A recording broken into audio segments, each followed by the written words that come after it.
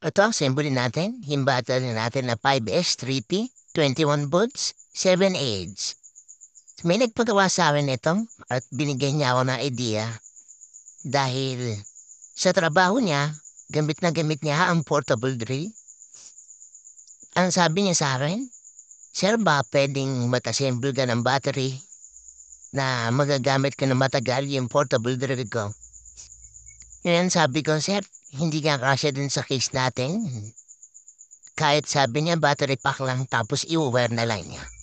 Kaya ito, nakapag-decide na tayo. Gagawa tayo ng 5S3P, 21 volts, para magamit ka na matagal yung kanyang portable drill. At ang sabi niya nung una, kahit battery lang tapos may wire.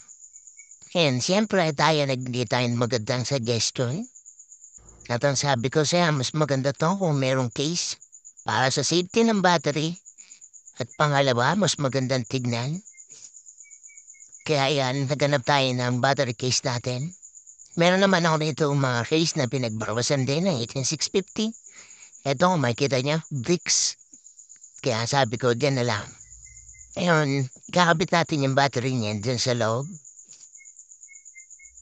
Tapos, lalagyan natin siyempre ng dalawang DCP mail para sa connector na gagamitin natin.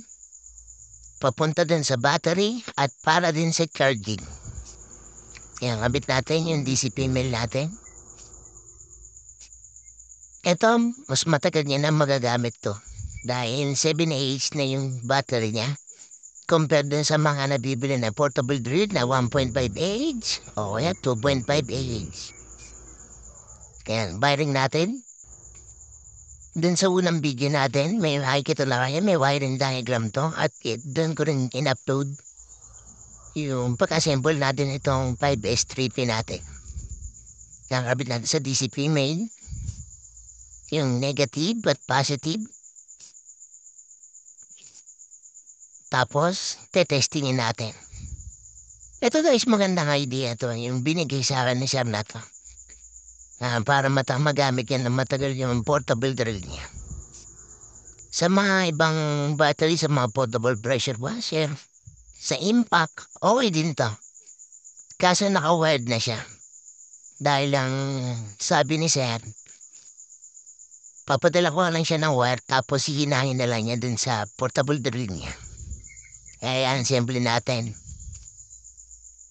Tapos yung wire natin, siyempre, tatlo lang yung wire niyan.